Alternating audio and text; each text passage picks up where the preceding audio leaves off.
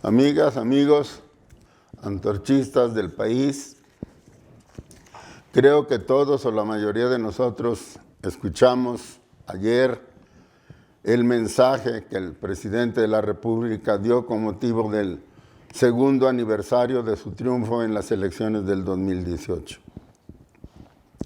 Se trató de un discurso de muy buena factura, diría yo, que sonó muy sólido, muy consistente, y pudiera yo decir también que entusiasmador, exaltante, para quien lo haya escuchado de buena fe. Fue un discurso triunfalista, si los hay, y el triunfalismo no siempre es malo, solo cuando no se corresponde con la realidad. Y por eso, aunque insisto en que la locución del señor presidente merece ser considerada como una buena pieza oratoria, la pregunta que despierta es si realmente el país que él describió en ese mensaje es el que vemos, el que vivimos, el que conocemos todos los mexicanos o no. Porque ahí está la clave para decidir definitivamente qué pensar y qué hacer frente a un discurso como el que oímos ayer, que forma parte de toda una cadena de comportamiento del presidente de la República, pues que muchos mexicanos sabemos que normalmente está lleno de errores, de inexactitudes, de medias verdades y a veces de mentiras francas. Yo creo, puedo afirmar que la gran mayoría de los mexicanos que leen, que se informan, que observan, que piensan, que analizan la situación del país, saben, estamos seguros de que la situación del país, la verdadera realidad en el país está muy lejos, casi en las antípodas del retrato que nos hizo el presidente de la República. Esto quiere decir que la bondad del discurso, que la fortaleza del discurso es puramente verbal y lógica, pero no se corresponde con la realidad, al menos, repito, de acuerdo con la opinión de la mayoría de los que observamos la realidad nacional. Quiero dar algunos datos y quiero esta vez ser preciso para que no se diga que yo busco por fuerza el prietito en el arroz, como suele decirse. No es así. Yo solo quiero hacer uso de mi derecho a decir mi verdad, al escuchar, al sentirme conmovido, en ciertos momentos hasta convencido por la pieza oratoria del presidente, pero que me obliga y me seguirá obligando a investigar por mi cuenta lo que yo pienso, documentar lo que yo pienso o ratificar o rectificar lo que yo pienso o lo que yo conozco de la realidad nacional. Miren ustedes, de acuerdo con el INEGI, que es el organismo oficial encargado de medir estadísticamente el comportamiento de la economía y de los factores importantes que integran la situación económica del país, en los primeros 17 meses del gobierno de Andrés Manuel López Obrador, la economía decreció en menos 1.7%. En la época de Fox y en el mismo periodo la economía decreció menos 0.4%, es decir, mucho menos. Calderón no decreció, fue de 2.3% el crecimiento y Peña Nieto fue de 1.6%, tampoco decreció. Es decir, que hace mucho tiempo que la economía mexicana no tenía una caída en los primeros 18 meses de gobierno, como sí ocurrió en el gobierno de López Obrador. Y esto está pasando, amigos, antes de la pandemia. Según el mismo INEGI, los pronósticos de cómo se va a mover la pobreza en el país, que es otro de los factores que el presidente tocó, y desde mi punto de vista con mucho optimismo, la pobreza extrema en nuestro país se incrementará, es decir, sobre lo que ya tenemos se incrementará un 4.8%, lo que significa que 16 mexicanos de cada 100 ahora caerán en pobreza extrema. ¿Y qué es la pobreza extrema? Es la situación económica de una familia que no puede satisfacer ni siquiera a la mitad, ni siquiera al 50% las necesidades básicas de su familia. Según este mismo dato del INEGI, la pobreza total se moverá 5.9% hacia arriba, lo que quiere decir que en números redondos 48 mexicanos de cada 100 serán pobres al término de la pandemia. En relación con el empleo, que también es un factor que a la gente le debe importar, conste que yo solo estoy dando datos que tienen que ver con la situación de la gente, con la gente que escuchó el mensaje presidencial y que puede haber sido cautivada por la calidad verbal de ese mensaje, por la calidad lógica de ese mensaje. Y me interesa contrastar mi opinión y mis datos con lo que el presidente dijo. El periódico El Economista del día de ayer o antier, los datos son recientes, también utilizando la información del INEGI, dice que la encuesta telefónica sobre empleo y ocupación, sobre ocupación y empleo que realizó el INEGI para el 10 de mayo, dice, o arrojó estos datos. La desocupación abierta abarca a 1.9 millones de mexicanos. La subocupación, es decir, gente que trabaja menos de lo que necesita trabajar para obtener el sustento de su familia, alcanzó 13 millones de desempleados y personas que están en necesidad de trabajar, que no perdieron el empleo, pero que ahora tienen necesidad de trabajar, que el INEGI le llamó desempleo oculto, es de 19 millones de mexicanos. El total de mexicanos que manifestaron que necesitan urgentemente un empleo es de 34.3 millones de mexicanos. Si no olvidamos que la población económicamente activa del país debe rondar más o menos los 60 millones de mexicanos, esto quiere decir que más del 50% de los mexicanos están solicitando un empleo. Y estos son datos de ayer y de antier, que publicó el INEGI de acuerdo con su encuesta telefónica sobre ocupación y empleo para el mes de mayo. Esto quiere decir que la fuerza laboral mexicana está necesitando empleo nada menos que en la cantidad de 52.9%. 52.9%, o sea, 34.3 millones de mexicanos. También precisa el INEGI que de estos 34.3 millones de mexicanos, hay 12 que fueron desempleados precisamente por la pandemia. Es decir, son desempleados que perdieron su empleo en la época de la pandemia. Este primer dato el INEGI lo registró en abril, pero curiosamente sostiene que para mayo esta cifra no se ha movido.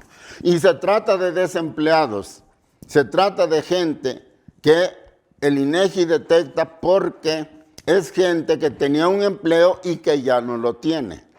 Y es gente que estuvo esperanzada en que el gobierno le pudiera dar alguna ayuda como ayuda alimentaria o un salario vital básico para que pudiera permanecer, para que pudiera resistir el tiempo necesario y volver al trabajo en buenas condiciones. De tal manera entonces, pues amigos, que la situación laboral del país y la economía del país no están en una situación boyante como parece desprenderse de las afirmaciones del señor presidente de la República. Repito, la economía en los primeros 18 meses de López Obrador decreció menos 1.7%. La pobreza extrema aumentará 4.8%, 16 mexicanos de cada 100. y la pobreza total aumentará en 5,9%. 48 mexicanos de cada 100 serán pobres al final de la pandemia. Adicionalmente hay que decir que el Banco Mundial, que es el que trata mejor a México, pronostica que la caída del PIB al final del ciclo será de menos 7,5%. La OCDE, que tampoco creo que tenga interés en exagerar las cosas, calcula este decrecimiento en menos 8,6% del PIB. Y el Fondo Monetario Internacional, que es el más pesimista, habla de que nuestra economía caerá menos 10,5%. Esto quiere decir que si las cosas ya ahora, como lo retratan los primeros datos que di, están graves, están delicadas, lo que se nos viene encima es verdaderamente preocupante. Por eso yo decía que la opinión pública informada de este país sabe que lo peor de la pandemia aún viene, aún está por llegar, que lo peor de la crisis económica está por llegar, pero que esto hay que dimensionarlo sobre la base de que ya ahora la situación actual es bastante preocupante para muchísima gente. Ya ahora 34,9 millones de mexicanos están diciendo que necesitan empleo, 34,3, perdón, están diciendo que necesitan empleo y no hay manera de que lo encuentren. También se refirió el presidente como otro punto clave, no me voy a meter en todos los detalles porque no tengo tiempo para eso, que fue la política que siguió su gobierno para contener el coronavirus. El presidente volvió a insistir en que lo que hicieron estuvo bien, de que se prepararon a tiempo, de que aumentaron el número de hospitales a tiempo, que a tiempo tuvieron todo el material, incluidos los ventiladores, que a tiempo tuvieron las medicinas, que a tiempo contrataron al personal médico y lo capacitaron, y que por eso la situación en México es mejor que prácticamente en la mayoría de los países del mundo. Pero ¿qué es lo que dicen los datos oficiales del propio gobierno? Para el 29 de junio, o sea, no hace tanto, hace unos pocos días, tuvimos 769 defunciones por coronavirus. Y según lo que dicen los conocedores, esto nos colocó en el segundo lugar mundial en ese día de muertes, solo detrás de Brasil, que tuvo más muertos que nosotros. En relación con el total de funciones, es decir, no solo las del 29, sino las acumuladas durante lo que va de la pandemia, tenemos 27,121 defunciones para ese día, para el 29 de junio. Esto nos coloca también casi en el tercer lugar de defunciones, solo detrás de Francia y detrás de España. México está creciendo rápidamente en el número de defunciones. Y finalmente, el total de enfermos, de contagiados, acumulados a lo largo de todo el periodo que ha durado la pandemia, en ese día se reportó por el señor subsecretario de Salubridad, Hugo López-Gatell, en 220,600 mexicanos contagiados, de los cuales 23,000 siguen activos. Estas cifras no son para decir que estamos venciendo a la pandemia. No están para decir que hemos hecho bien las cosas y que los mexicanos deben sentirse seguros y salir a la calle sin temor a contagiarse y sin temor a morir de un ataque grave del coronavirus. Lo que nos dicen es algo muy diferente. Y es necesario aquí acotar, porque la verdad se tiene que decir completa, que hay datos seguros, hay investigaciones serias que garantizan de que estas cifras, las cifras que maneja el subsecretario de Salubridad, son cifras que están maquilladas, que están disminuidas. El porcentaje que esconden, tanto de muertos como de contagiados, no se puede lograr saber con exactitud. Hay muchas opiniones, pero algunas hablan de que los muertos en México deben andar ya rondando los 60,000 o los 80,000 muertos. Y los contagiados deben andar ya rebasando el 1,000,000 de mexicanos. ¿Esa situación no? Repito, no lo sé, pero quienes lo afirman son gentes que conocen el problema y que lo manejan incluso matemáticamente. De tal manera que no hay manera de ser optimistas en materia de pandemia. Creo yo que tenemos que decirlo con toda franqueza. Y si las cosas están así, y si la pandemia sigue creciendo, porque no se ha podido comprobar que vayamos ya disminuyendo consistentemente, que el problema o el número de contagiados tienda a cero, el incremento diario tienda a cero, y que por lo tanto podamos decir que hemos pasado lo peor de la pandemia. Tenemos que decir, repito, que si a pesar de que las cosas están así, el gobierno está llamando a la gente a salir a la calle, a perder el miedo y a salir a buscar la vida, es precisamente porque el gobierno sabe que la situación económica del país es sumamente grave ya ahora y que se va a poner peor. Sabe también el gobierno que no ha ayudado a la gente en nada para que se mantenga dentro de sus casas y que esto está creando inconformidad y está creando protestas masivas de la gente y que corre el riesgo el gobierno de perder el apoyo popular más de lo que lo ha perdido aunque no en la cantidad que debiera, y poner en riesgo incluso las elecciones del 2021. El control del poder por parte de Morena en el 2021, para evitar que la gente siga encrespándose, enojándose y protestando por la falta de alimento y por la falta de un ingreso para resolver sus necesidades básicas, para evitar que la economía siga cayendo, siga deteriorándose. El gobierno no ha encontrado otra salida más que invitar a la gente a que salga a la calle, que salgan a trabajar, que vuelvan a trabajar. Y en esto, ¿dónde queda la salud de la gente? ¿Dónde queda la vida de la gente? Evidentemente en un muy lejanísimo segundo lugar. Importa más la economía e importan más las elecciones del 2021 que la salud de la gente. También se refirió al problema de la inseguridad del presidente de la República y nos dio una serie de porcentajes en que han disminuido delitos importantes como el robo a transeúnte, como el robo a domicilio, como los asaltos en el transporte público, como el robo de automóviles.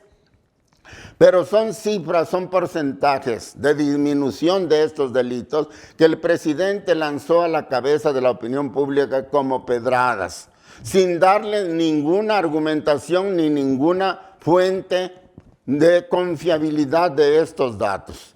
Yo creo que lo mínimo que debió haber hecho el presidente para que su informe resultara creíble era decirnos por qué, cómo, qué fue lo que hicieron para que estos delitos estén bajando tan notablemente como él lo dijo.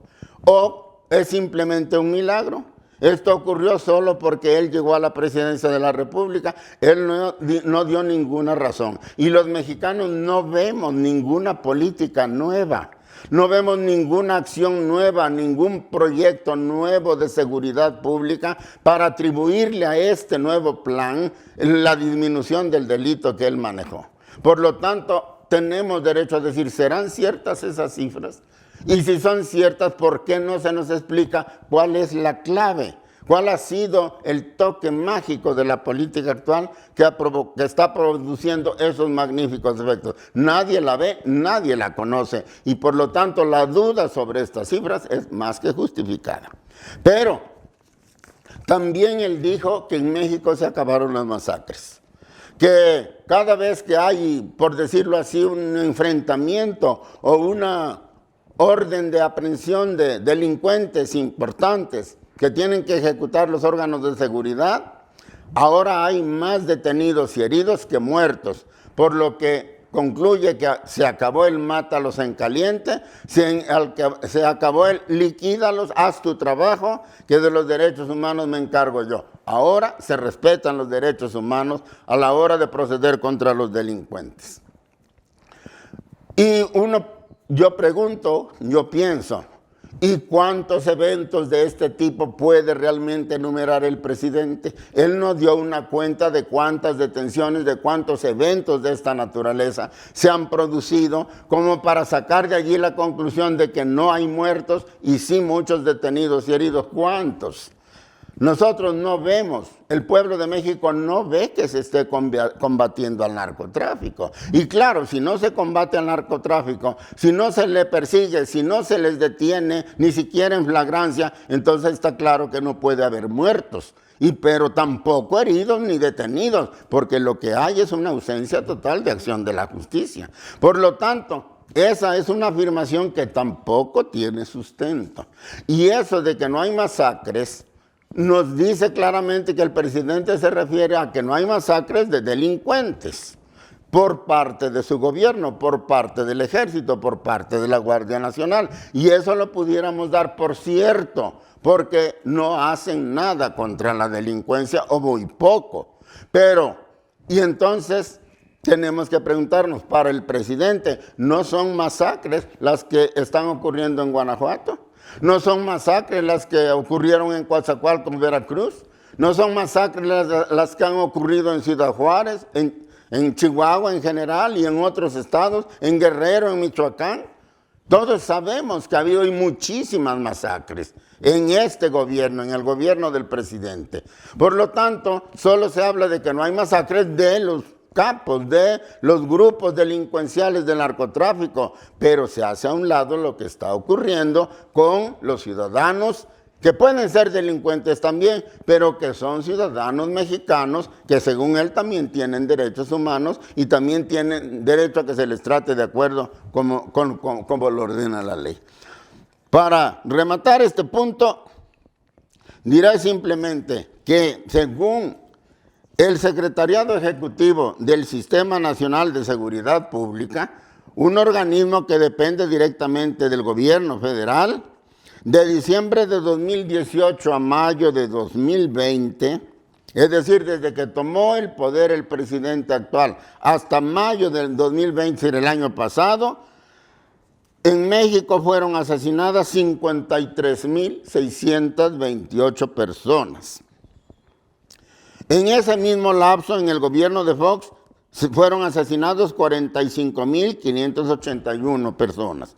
En la época del Calderón, 38.999. Y en la de Peña Nieto, 51.934. Es decir, el número de muertos en el periodo de tiempo que acabo de mencionar de López Obrador es superior a lo de los 3 gobiernos anteriores. Y entonces no podemos decir que se esté combatiendo adecuadamente la delincuencia y que se esté haciendo con eficacia y respetando estrictamente los derechos humanos de los delincuentes. No checan las cifras con ese optimismo del presidente. Se contradicen con el optimismo del presidente. Del total de 53.628 personas, 5.811 fueron mujeres y 1.807 fueron menores de 17 años.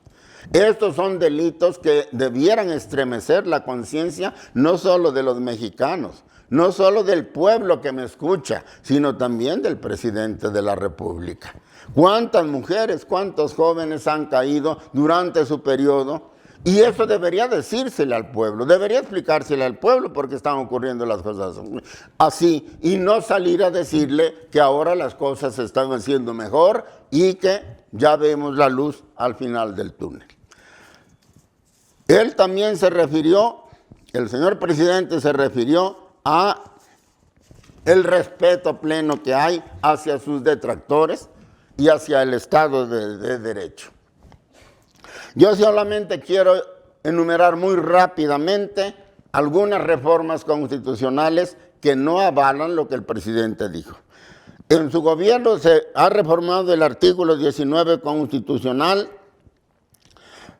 sobre la prisión preventiva oficiosa, es decir, sobre la posibilidad de encarcelar a un ciudadano antes de haberse demostrado que hay elementos suficientes para considerarlo posible reo de un delito.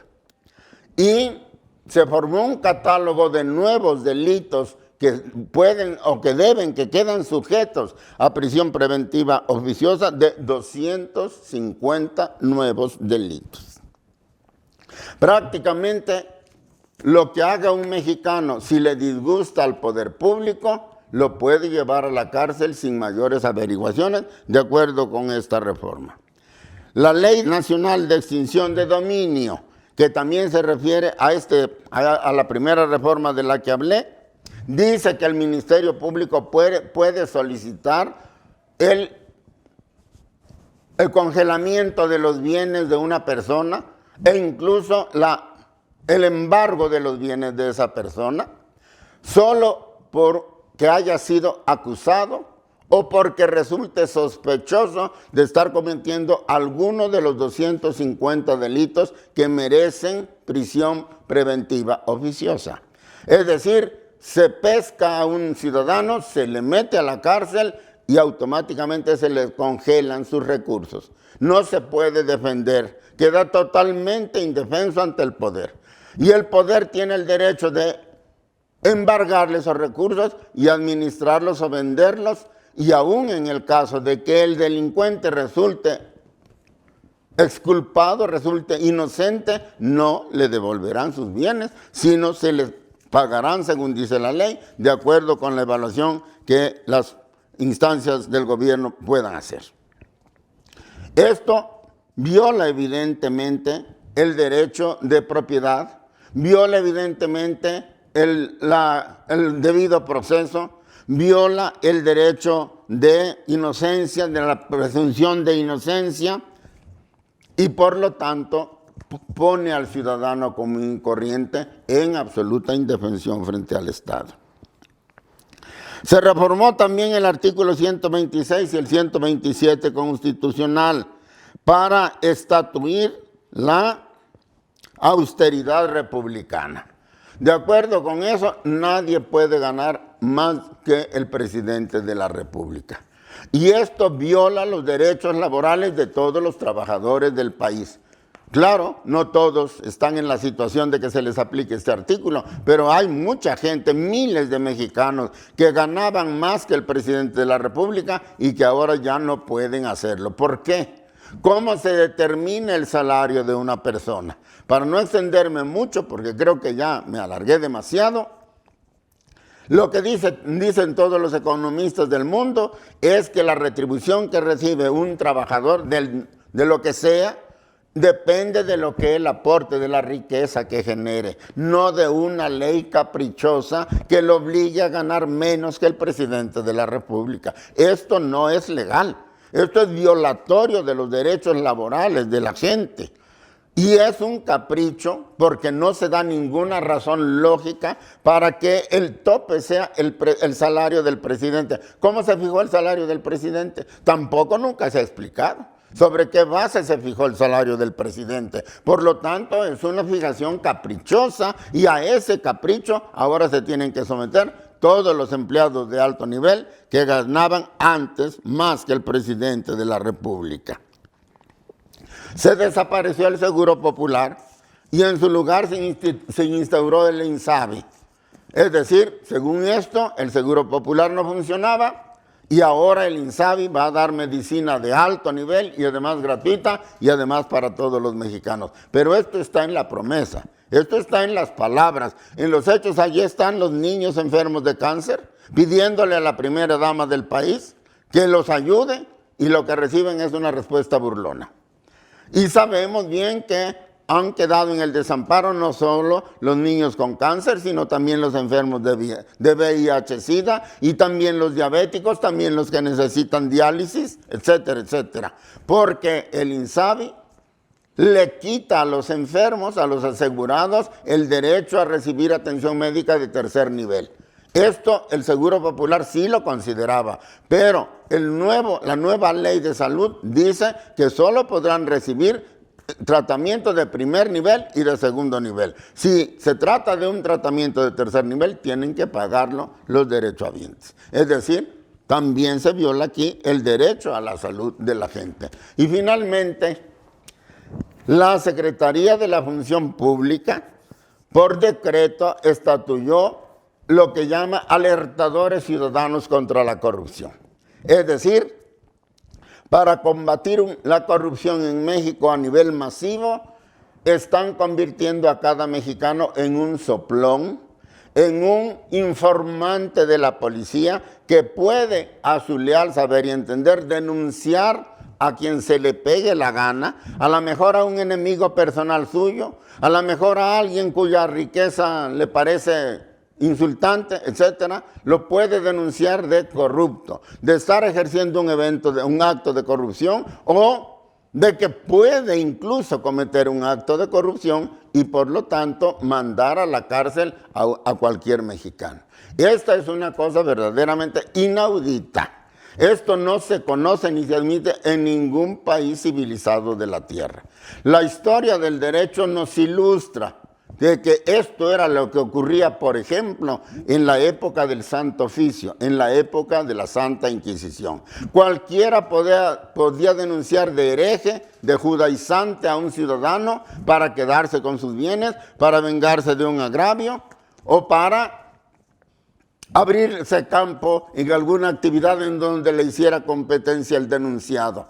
Y el denunciado iba a los tribunales de la Santa Inquisición, en donde era muy difícil que lo declararan absuelto. Por eso el derecho, con experiencias como esta, ha prohibido que le dé valor jurídico a una denuncia anónima, porque la denuncia anónima exculpa, salva al denunciante de la obligación de probar su acusación. Es decir, que aquí se viola el principio jurídico de que la carga de la prueba tiene que recaer siempre en el que acusa. Pero si el que acusa es un anónimo y el acusado no sabe ni siquiera quién es el que lo acusó, menos por qué y en qué se basa su ocupación, entonces el acusado queda en absoluta indefensión. Y esto lo acaba de hacer la Secretaría de la Función Pública. Por lo tanto, concluyo, lo que el informe del presidente dijo en materia económica, en materia de empleo, en materia de combate al coronavirus, en materia de combate a la delincuencia, en materia del respeto a los derechos humanos, de legalidad, de respeto a la opinión pública, incluso crítica para su gobierno, no se corresponde con la realidad. El presidente se quejó de ser el presidente más atacado en 100 años de gobierno. Pero me pregunto yo, ¿y el presidente de la República habrá contado el número de veces que él ha atacado a los ciudadanos mexicanos? Yo no estoy inventando nada.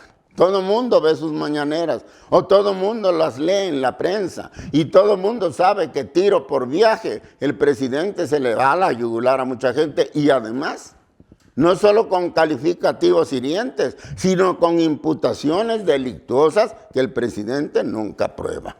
Y entonces, ¿por qué se queja el presidente de que haya una reacción de signo contrario, pero proporcional a la agresión que la gente recibe? Mi abuela solía decir, cuando un hombre adulto, digno según él de respeto, se quejaba de la falta de respeto de un chamaco, decía mi abuela, por eso la gente de respeto no se debe poner al tú por tú con los chamacos, porque si él se rebaja al nivel del chamaco, entonces que se aguante. El presidente se pone al tú por tú con sus críticos. Y sus críticos, ¿qué hacen? Pues redoblar sus ataques. No tiene derecho a quejarse. Tampoco tiene derecho a decir que ha respetado, que nada le pasa a sus críticos. Que pueden hacer y decir lo que quieran y que de parte de su gobierno hay casi una actitud de poner la mejilla derecha después de que le golpean la izquierda. Pero esto tampoco es cierto. Habrá entrado, habrá contabilizado, conocerá bien el presidente lo que dicen sus chairos. Todo lo que le cae encima a un crítico del gobierno a través de las redes, que mucha gente dice que son granjas de bots pagadas por el propio gobierno.